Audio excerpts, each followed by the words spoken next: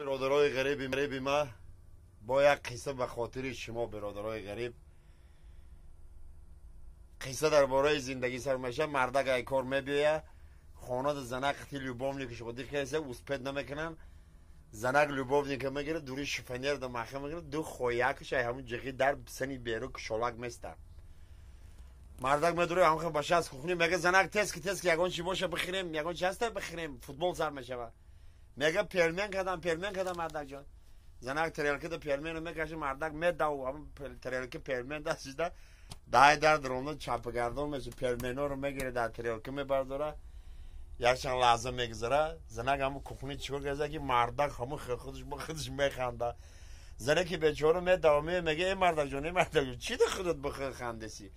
ای میگه زنک یه عجایباتی کارو بی همه تریلکه ده پیرمنو رو گرفتم آمدم دهای دروندم پیش پای خوردم پیرمنو چپگردان شید همشه چیندم در تریلکه انداختم این همه دو پیرمن در در شیفینه چسبیده من ویلکخت بگیرم میگه ویلکختی عوض بر میگه ایدی نخوشه وایجا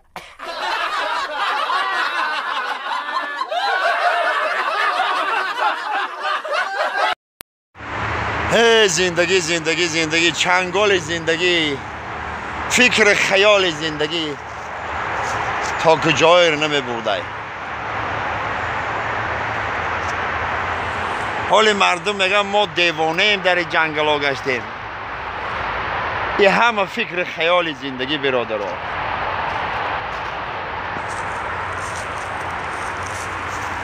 اینه با یک دیوانی دیگه چیه با یک بالون دیگه یک علمدار دیگه است سلام علیکم برادر علیکم سلام یا چی پرسید تو دیوانه یا هوشیار من اگر دیوانه دبونم که هوشیار تو چیکار میکنی بالونه من این بالون گرفته بوده برادر من کار آمدگیم غریبی این بالون من سر کردستم که من ماشین سبیلت کنم تاکسی زنم برای خاک برادر ما هم درد چنگال غریبی جخ دیگه ای ما یاردم من براته بره یا پر دخنی تل بخه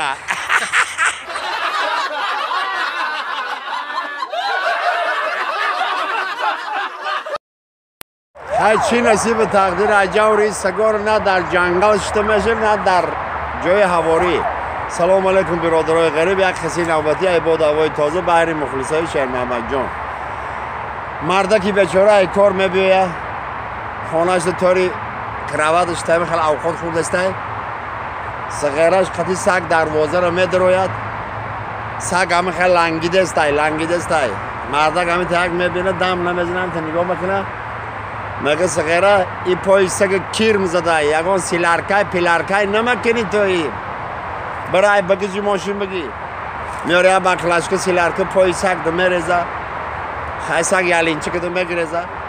بگیی میشه سگی همسایه خطی سکس میکنن هر دش اشکلک میخورن آتا بچه پیسر اوقات کنن سگی همسایه سگ بوکسیر که دو وارسته همه خیلی نگاه میکنه اوچهش یکم بار ببینه حیران میشه میگه منصور جان این سگی خمانو چاک کده میگه آچه سگی خمانو سیلارکش تماش ده سگی همسایه بوکسیر که دو آورده سر بلند باشه